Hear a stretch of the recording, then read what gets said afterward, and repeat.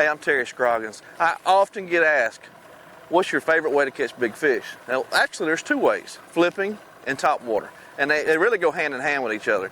You catch a lot of big fish throwing top water around mats, around the vegetation that you flip. But what you want to do is pay close attention to the weather conditions.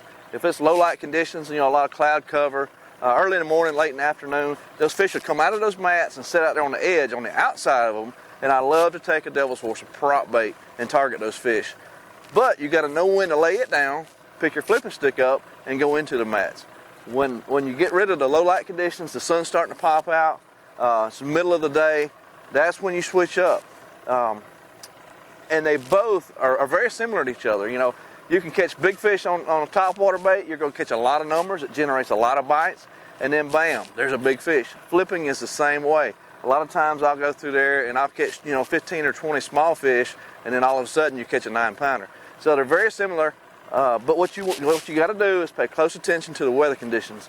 If you're out there flipping and all of a sudden a cloud comes and covers the sun up just a little bit, that's all it takes to move those fish 4 or 5 feet. So what I do, I keep a flipping stick on the deck, a top water bait on the deck, swap them up all day long. I never get caught up doing one technique. When you're flipping or throwing top water, they go hand in hand. Always remember that. Keep both rods on the deck and don't be afraid to change up.